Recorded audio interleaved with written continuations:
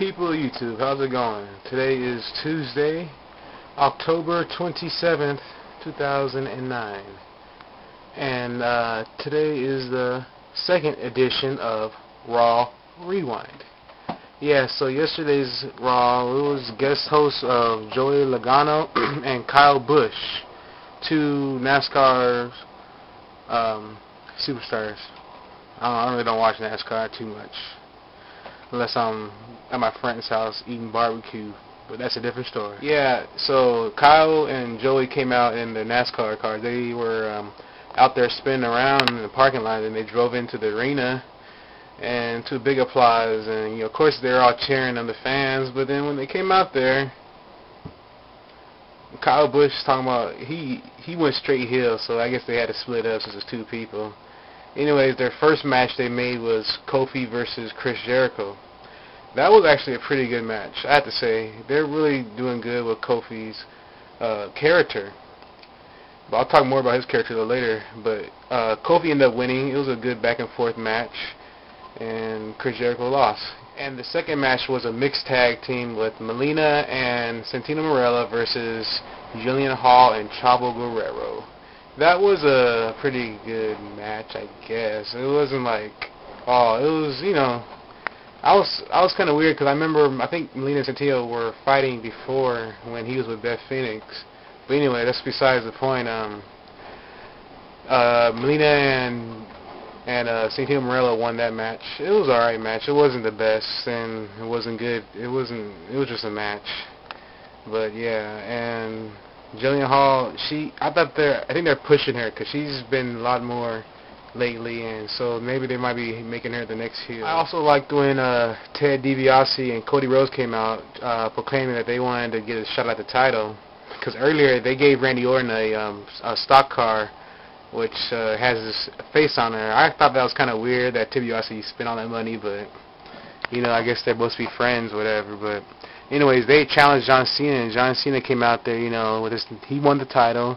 He came out there and proclaiming that they didn't deserve a match, and so they obviously didn't get one. They had to earn their way, and so by earning their way, he said that they made a match between Legacy versus Mark Henry and MVP, and I guess by default, I didn't see that part for some reason. I don't know. I think I was writing something down, but Mark Henry and MVP won, and then Randy Orton came out there, talking all kinds of stuff, and how it was Kofi's fault that he lost, because he did attack Kofi earlier after he won his match against Chris Jericho.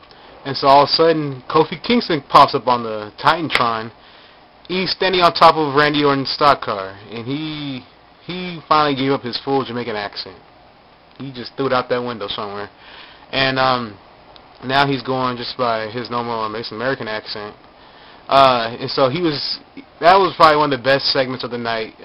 Kofi Kingston trashed Randy Orton's stock car. He first keyed it like crazy. He just scribbled all over, with the key.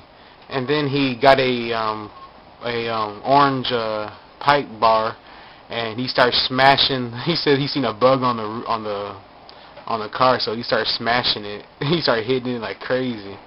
And then he got on top of it, and then he got a bucket of orange paint and poured it on it, and that's what, I had 2 years Kofi been in WWE. That's probably the most I ever seen him talk and do that action, and that's a definitely plus, and that's helping him get into the main event status, because he's a very good wrestler, and I hope he does well. The fourth match was Evan Bourne versus The Miz, which I thought was going to be an interesting match, but it ended up being a count-out. Jack Swagger came out and kind of interrupted, and The Miz got distracted, and so, which is weird though. I thought that if two wrestlers go out the ring, the timer resets, but the referee kept on counting up to 10, and Evan Bourne hurried up and rushed back in to get the win. But yeah, so Jack Swagger and Miz, I guess they're butting heads because they're two big old egos going at it. But in the end, Evan Bourne won, and he ended up flinging himself at them, and I guess Evan Bourne won that one. This next guy I'm going to talk about, his name is Sheamus. He's just a newly acquired from Raw, from ECW, and he's now, I guess he's going to be a part of the Raw roster now, but his first match was against Jamie Noble, which is obviously a jobber match. They said he was so good. I mean, he has excellent skills. Seems like he's pretty strong built. Only thing that really distracts me, this is probably kind of off, but he's very pale. I'm not gonna say white, pale. I mean, the red hair and the pale face with the pale body. I was like, this guy. I mean, Jamie Noble was white. He's about white to come. I remember the segment back in the day where him and Nydia were a little, I guess, living in a trailer park or something, and that was about why you can go for them. But he's pale. But regardless of that, he seems like an okay wrestler. I want to see what's going to happen with him. And yeah, he won. Yeah, so it was a jobber. He flattened out Jamie Noble, and Jamie Noble. Yeah, and for Raw's main event, it was going to be Big Show versus Triple H. Well, I'll tell you later why the Big Show got screwed in this one, because in the end, it ended up being a lumberjack match between all the Raw roster, because the Big Show screwed Raw on Sunday night at bragging rights. But I'll talk about that in the bragging rights recap. But yeah, anyways, they at the end, everybody ended up whooping Triple H with their finisher, and what put the icing on the cake is that Chris Jericho took off, left his partner out there, and let him get mugged by all these Raw roster. And in the end, it was a pretty good match. I liked it, and it was a good ending, just to see everybody just beat up on Big Show like that.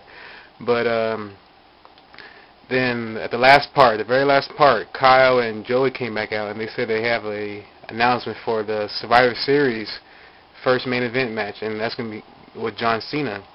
And so at first I thought it was going to be Hornswoggle. I was like, what? Because he called him out, and then it would end up not being Hornswoggle, thank God. That would have been awful. But it's going to be Triple H versus Shawn Michaels and John Cena in a handicap match. Was it handicap? No. Yeah, it's a handicap match, yeah. And it's like it's gonna be alright. It's not like I thought they're gonna finally put some fresh faces in, but not yet. Because John Cena was talking about that earlier, how we need fresh faces and Legacy's old news, and then they end up putting older people than Legacy to go fight John Cena. But anyways, if I were to rate Raw after coming off seemed like a good pay-per-view, I'll give it a 4 out of 5. Just because the good segments saved it. Because the wrestling wasn't all that great. But the segments really saved it, and the character progression of Kofi Kingston brought it up a whole lot. Also, bragging rights. The winners were, SmackDown took it all. The first match was The Miz and Morrison. The Miz won.